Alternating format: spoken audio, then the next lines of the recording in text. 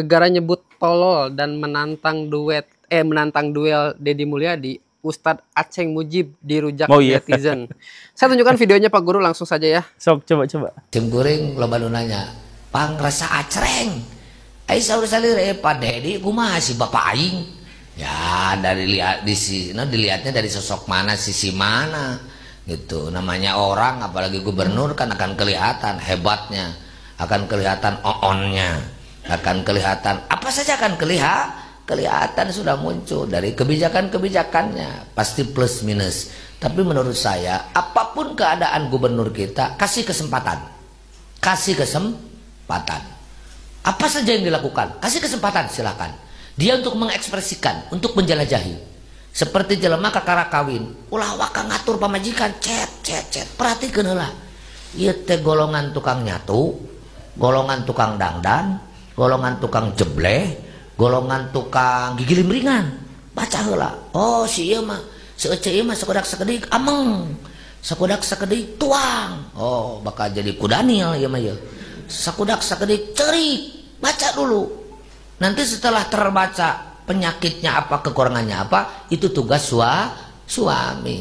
Sekarang kan seperti Pak Gubernur beredar kemana-mana, sudah di framing Gubernur Jawa Barat musuh Islam, Gubernur Jawa Barat musuh pesantren.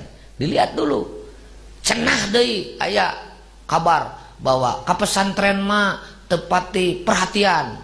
Saya baca lebih-lebih misalnya kalau pesantren sok ancur karena politik disalahkan. Nah, lamun gubernur nyebutkan pesantren ancur karena politik salah, itu saya simpulkan gubernur tolol, itu saya simpulkan gubernur blow on, itu saya gambarkan gubernur kurang ajar. Saya ngomong seperti ini tanggung jawab aing jenggelutna, lain ukur hanya sebatas miwir ngomong dina biwir. Bagaimana kiai mau lepas dari politik?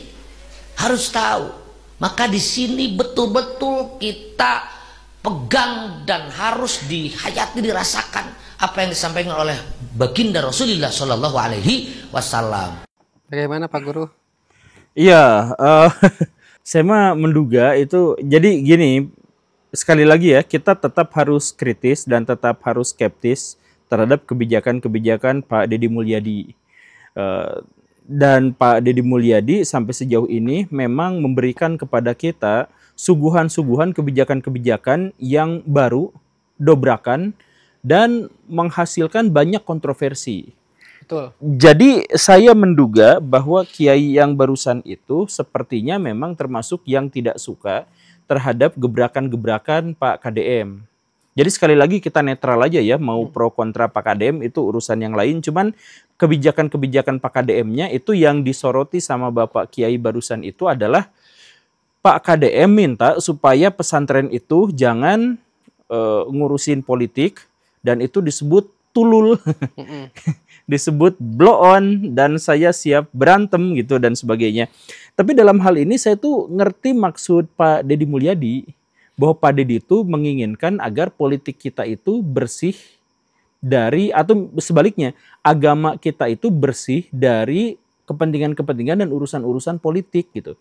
Karena sejujurnya Pak, di seluruh wilayah Indonesia, kalau misalkan ada pejabat yang mau naik, bahkan ketika dia koruptor sekalipun, dia citranya buruk sekalipun, dia itu akan menggunakan nama kalangan-kalangan beragama.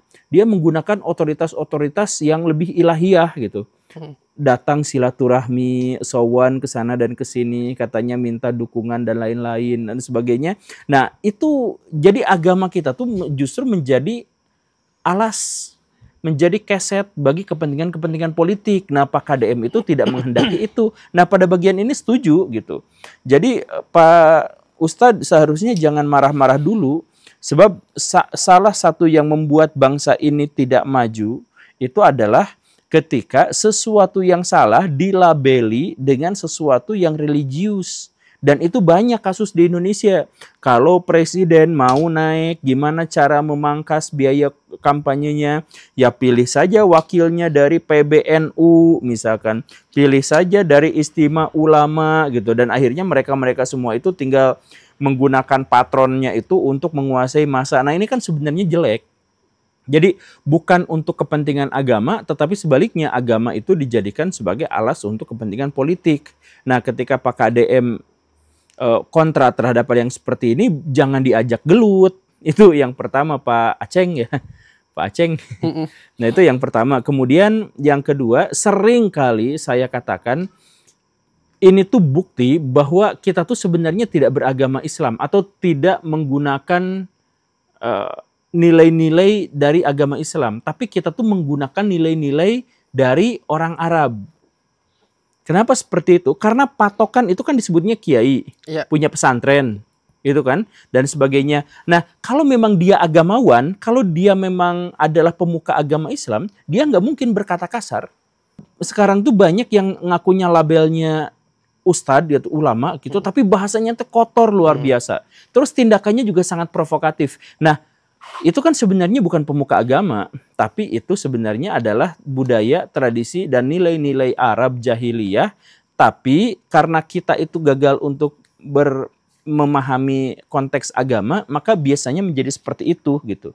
Jadi selama dia bisa berbahasa Arab, selama dia bisa nulis orang Arab, selama dia ngerti tradisi keilmuan orang-orang Arab, bahkan ketika dia cabul, bahkan ketika kata-katanya provokatif, dan bahkan ketika dia itu mengajak orang dalam perpecahan, dia tuh tetap disebut ulama gitu. Disebut agamawan, padahal dia mengambil nilai-nilai Arab, bukan mengambil nilai-nilai agama. Nah, itu masalahnya gitu ya. Jadi zaman sekarang tuh gitu. Tapi di komentar ini Pak Guru banyak banget yang nge-highlight-nya tuh soal kebijakan KDM soal hibah. Yang di-highlight di komentar itu adalah yang dana hibah. Betul. Iya, itu juga. Jadi selama ini dana hibah di provinsi, di seluruh wilayah Nusantara itu juga sebenarnya biasanya dimainkan. Jadi ada oknum agamawan, saya minta dong hibah dari provinsi untuk pesantren saya, bahkan ketika pesantrennya udah makmur. Kan banyak sekarang pesantren-pesantren, lembaga-lembaga keagamaan yang mereka itu gak bisa hidup selain dari meminta-minta. Minta ke donatur, minta ke pemerintah, minta ke masyarakat di YouTube, di TikTok, minta di pinggir jalan. Kan itu meminta-minta yang seperti itu.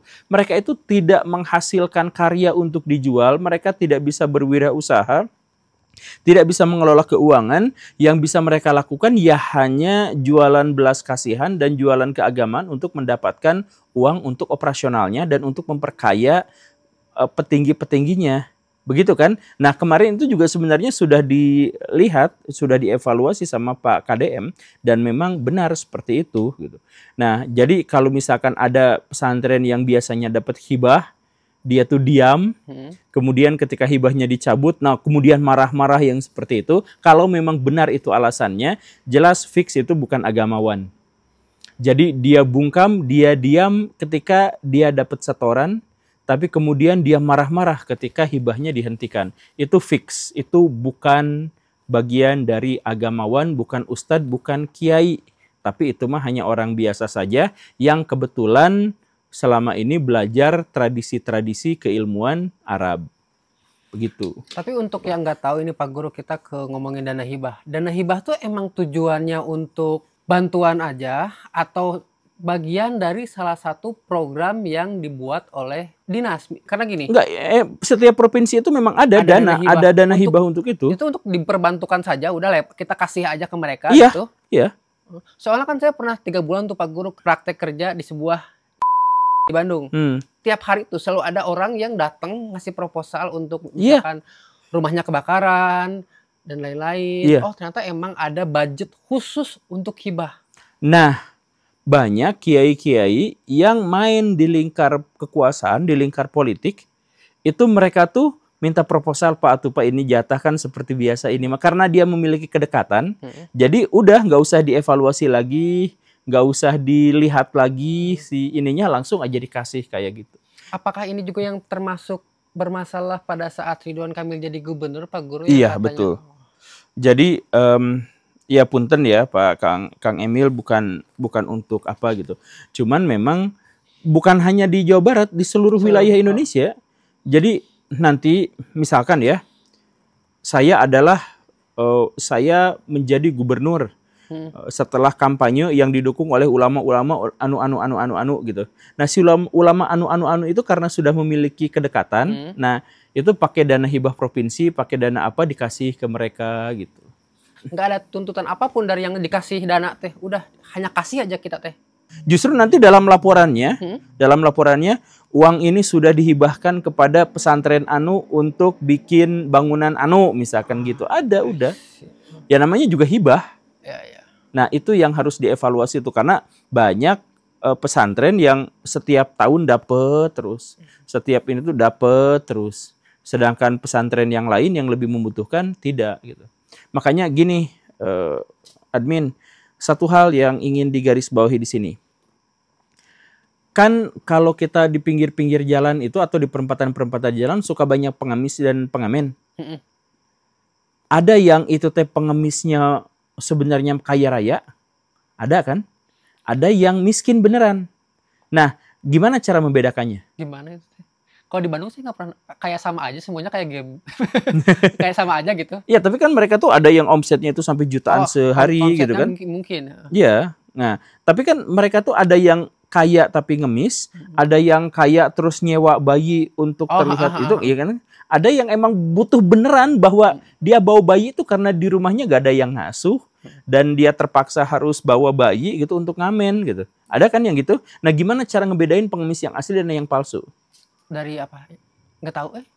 Cara ngebedainnya adalah yang ngemis di jalan itu pasti yang palsu. Yang ngemis di jalan. Pasti pengemis palsu. Karena mereka itu ada dalam sindikat, ada dalam mafia yang kalau ada pengemis yang asli tapi nggak masuk dalam geng kita, jangan ngemis di sini, di sana aja. Nah, jadi itu teh udah ditempatkan di perempatan ini, di perempatan ini. Tiap pagi tuh didatangkan dengan pakai kolbak gitu. Ini kamu simpen sini. Jadi sudah ada sindikatnya. Nah, jadi artinya apa? Yang pengemis asli tuh nggak minta-minta di situ. Nah, begitupun dengan pesantren yang benar-benar membutuhkan, itu biasanya karena saking membutuhkannya, dia sampai tidak memiliki koneksi politik. Akhirnya nggak pernah kebagian dalam hibah-hibah seperti itu. Yang kebagian dalam hibah-hibah itu justru yang sudah memiliki koneksi politik. Dan karena itu biasanya secara keuangan sebenarnya sudah mapan, tapi tetap aja minta jatah dari provinsi. Gitu. Biasanya ya, nggak selalu seperti itu, tapi biasanya kayak gitu. Jadi silahkan dicek. Nah, kemarin sama Pak KDM itu udah dicek. Dan memang gitu. Nah, tapi kan banyak orang yang tidak terima, apalagi yang sudah biasa dapat, kemudian tiba-tiba tidak dapat. Tapi secara khusus Pak KDM udah ngebuat respon dari video tersebut nih. Pak Gun udah lihat belum? Oh, gimana? Ini responnya nih. Wah, lucu itu. Kalau agak panjang, tapi saya tunjukin yang bagian intinya aja. Tidak tahu apakah ucapannya ditujukan pada saya atau bukan, saya tidak tahu. Tetapi orang menanggapi bahwa ucapannya ditujukan pada saya, yaitu gubernur tolol. Nah, bagi saya lebih baik jadi pemimpin yang dianggap tolol, tapi bisa berbuat yang terbaik bagi kepentingan masyarakatnya, bisa membangun transparansi anggaran pemerintah sehingga publik bisa mengakses, bisa merubah dana hibah yang biasanya jadi bancakan, dan itu bisa saya buktikan kebancakanannya, dan SPJ-SPJ-nya yang diragukan, itu menjadi dana yang bermanfaat bagi kepentingan orang banyak. Kemudian juga memberikan beasiswa untuk santri, kita sudah menyiapkan beasiswa untuk santri yang tidak mampu di seluruh Provinsi Jawa Barat, membangun sekolah baru, memperbaiki ruang kelas, memberikan beasiswa pada anak-anak yang dianggap miskin dari keluarga miskin jumlahnya. Iya, seperti yang saya bilang tadi, saya percaya Pak KDM itu memang sudah melakukan evaluasi dan sudah mengamati kebijakan-kebijakan dan alokasi dana yang dibuat pemimpin terdahulu. Jadi saya setuju itu. Makanya yang tadi juga, kalau Pak KDM tadi nanya, saya tidak tahu apakah ini diajukan kepada saya. Benar Pak, diajukan kepada Bapak. Karena Pak Aceng itu orang Garut, Pak. Ya betul. Jadi orang Garut itu adalah wilayah kekuasaan Bapak. Karena Garut ada di Provinsi Jawa Barat gitu. Jadi pasti menyebut gubernur itu ya ke Bapak gitu. Jadi di satu sisi saya setuju sepenuhnya dengan Pak KDM. Tapi kalau boleh saya mau komentari sih, itu gaya bicara komunikasi politiknya itu jangan menjadi semakin template gitu. Setiap dapat kritikan mengalah, oh iya gini, tapi gini. Memang transparan, kita akui bersama bahwa Pak KDM itu sekarang sangat-sangat transparan. Bisa dibilang kepala daerah paling transparan sampai sejauh ini yang kita ketahui gitu ya. Dan itu penting. Cuman ya ini mah gaya komunikasi politiknya aja, jangan sampai terjebak pada sesuatu yang terus-terusan sama. Setiap dikritik, Anda dangkal. Ya lebih baik dangkal, saya mah tidak apa-apa disebut dangkal juga asal gini. Anda tulul, ya gak apa-apa saya disebut tulul juga, yang penting gini ya. Tapi so far oke banget ya KDM. So far sejauh ini? So far bagus banget. So far sampai sejauh ini sebagai kepala daerah bagus. Sebagai politisi kita tetap harus kritis. Oke.